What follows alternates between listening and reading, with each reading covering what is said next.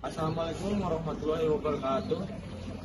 Perkenalkan, nama saya Rabi Anas Indrawan. Saya di sini sebagai pewawancara dari kelompok 3 yang akan mengunjungi salah satu makanan khas Cirebon dan akan bertanya-tanya di sana tentang gimana cara mereproduksinya, cara penyajiannya dan cara pemasarannya. Tempat yang akan kami datangi yaitu Nasi Jamblang Mandul yang terletak di Jalan Brigjen Darsono seberang Jalan Demok. Halo guys, saya kali ini memesan nasi jamblang Mandul yang letaknya ada di seberang Gerage. Ya, kali ini saya memesan satu telur puyuh, satu telur dadar, udang goreng, perkedel dan sambal goreng, dan satu buah nasi. Kenapa nasinya sedikit? Karena ini salah satu ciri khas dari nasi jamblang. Jadi saya akan mereview satu-satu ya.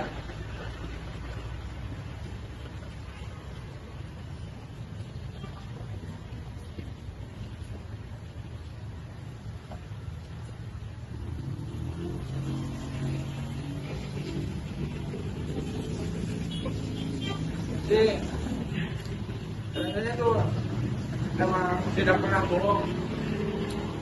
Ini tuh nasi jamblang Mandul tuh salah satu nasi jamblang yang berdirinya paling lama. Setelah mencoba udang goreng, selanjutnya saya akan mencoba telur dadar.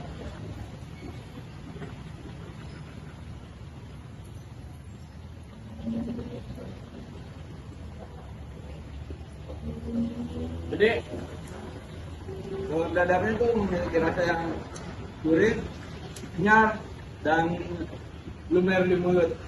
Ini salah satu telur dadar yang paling nikmat yang pernah saya cicipi. Selanjutnya setelah telur dadar saya akan mencicipi telur puyuhnya.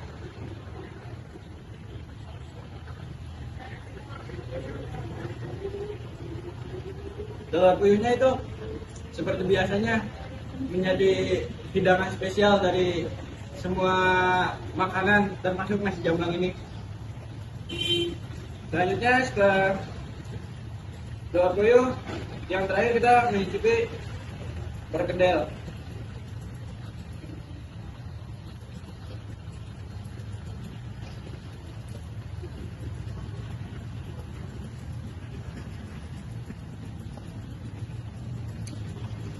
Perkedelnya sangat gurih, kenyal, dan empuk sekali. Jadi secara keseluruhan saya memberikan nilai kepada nasi jamblang itu ini 10/10 dengan rasa yang autentik dan harga yang terjangkau. Jadi saya sangat merekomendasikan sekali buat kalian yang warga Cirebon untuk menyicipi hidangan lokal dari kota ini. Aku Delisa, aku sebagai manajemen di sini. Jadi kami dari SMA 4 ya, jadi mau nanyain sejarahnya jamblang ini dari awal sampai sekarang. Nah, boleh diceritakan nggak apa awal mula jamblang ini jadi apa sebuah apa namanya itu tempat makan yang banyak dikenal di Cirebon? Pertama itu mulai di tahun 1970. Manggul itu sendiri tanpa aslinya itu Pak Durajat. Pak Durajat itu kan awal mulanya berjualan kaki lima. Dulu kan Gerage Mall itu terminal, jadi dia berjualan di depan terminal itu. Kaki lima pindah-pindah dari tempat ke tempat, ke Harjamukti dan segala macam. Terus kenapa bisa namanya Manggul? Karena banyak pelanggan konsumen yang suka bilang Manggul gitu. Jadi itu jadi apa ya, nama panggung ya, nama panggung sendiri. Terus kemudian juga perjalanannya nggak semulus itu ya.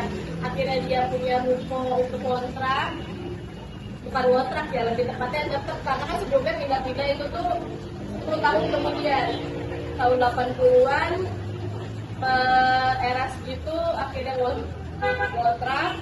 Terus akhirnya di tahun 2000-an akhirnya bisa ngebeli rumah makan ini, Revo ini. Jadi dari situ sih. Jadi kenapa bisa mungkin masih bertahan sampai sekarang? Pertama konsistensinya, terus dari mulut ke mulut kita punya pelanggan yang dari dulu sampai sekarang itu masih ada gitu. Jadi bahkan kayak di sini orang suka bilang dulu saya suka kesini waktu SD gitu. Jadi punya memorinya kita sendiri. Kira-kira dalam proses ada yang berbeda ya dari proses jamblang madu sama jamblang yang lain? Oke, dari proses maksudnya gimana? Atau ciri khasnya? Ciri khasnya sendiri itu nasi jamblang Mangdu. Ketika orang pilihan nasi jamblang itu kan banyak ya. Mungkin kalian suka lihat beragam lauk di nasi jamblang itu ada kayak udah sekarang termodifikasi ya, kayak model nasi rames gitu ya.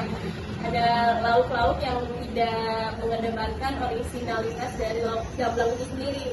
Nah dari Mangdu ini masih mempertahankan hal itu. Jadi dari rasa, cita rasa dan lainnya itu ketika mau nyari jamblang tuh kayak gimana sih rasanya ya di sini gitu. Mungkin kalian juga bisa lihat dari tata letak prasmanan lauk ya.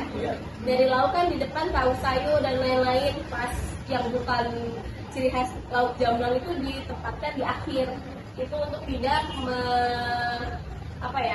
mengkontaminasi dari ciri khas lauk itu sendiri, karena kita masih mengedepankan ciri khasnya itu. Makanya mungkin masih kuat ya kalau misalkan rasa daging tuh kuahnya kayak gini loh, sambal kayak gini loh standarnya gitu. Nah, kalau masalah omset nih, jadi kan kemarin sempat ada kopi itu omset sebelum kopi sama sekarang tuh berubah nggak sih? Jauh banget, jauh banget sih. Dulu zaman kopi itu kan kita sempat ada pemberhentian karyawan sementara. Itu kita cuma mempekerjakan satu karyawan per shiftnya. Karyawan itu juga karyawan senior yang udah ikut dari kita dari lama.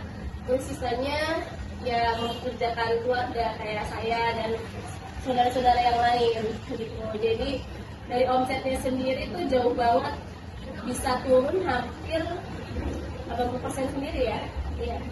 Itu bener-bener jauh banget, cuman ya udah karena dari dulu tuh Mangdu selalu mengedepankan sistem konsisten, disiplin. Ya udahlah gimana lagi gitu, jalan aja gitu. Mungkin yang itu bikin kita masih bertahan gitu. Jadi mau gimana pun badai atau kondisi dan lain-lain, ya udah kita tetap maju, tetap coba. Akhirnya juga kan lama-lama ya jalan juga gitu. Dan alhamdulillah sekarang udah mulai kembali pulih. Kira-kira berapa? Berapa? Omset per hari? Omset per hari kalau misalkan hari biasa, bukan kayak high season sekarang, itu sehari bisa di angka mulai dari 30 sampai 50 Hari. tapi itu di hari biasa ya. Kalau weekend bisa lebih dari itu, tapi kalau misalkan high season sendiri kayak gini per shift bisa di 40 per shift. Nah sini kita ada tiga shift. Jadi ada kenaikan nggak? Iya jauh sih, ada kenaikannya lumayan sangat. Selain buka di sini ada cabang lain nggak? Cabang kita cuma punya satu di food court Rumah Sakit Mitra. Nah, kira-kira untuk meningkatin kualitas nasi jamblang ini, kita kan punya rencana apa buat ke depan? Untuk meningkatin kualitas tuh kita lebih sering QC rasa ya, karena rasa Mangdu sendiri itu punya ciri khas. Jadi ketika ada yang beda, bukan dari kita doang yang ulang, tapi dari konsumen juga. Ini kayaknya ada yang beda nih gitu-gitu. Nah itu sangat-sangat jadi perhatian kita setiap harinya. Terus menjaga kualitas penyimpanan bahan baku untuk ketika diproses itu masih aman ya, masih bagus dan lain-lain. Karena kan banyak juga konsumen kita yang bisa bisa ngirim lauk itu bisa ke luar kota. Jadi itu yang bikin kita ngejaga di mana nih supaya lauk daging bawa ke Jakarta atau besok masih bisa dimakan, masih enak, nggak asam dan lain-lain. Mungkin harus itu ya sejauh ini sih. Oke. Apa yang nggak Nggak apa-apa, terima kasih banyak udah jadi nasi jamblang Mangdu buat pilihan untuk kalian. Soalnya itu yang paling menarik kan tadinya kan jadi nasi jamblang, tapi mungkin ini yang paling dikenal. Alhamdulillah. Terima kasih. Oke.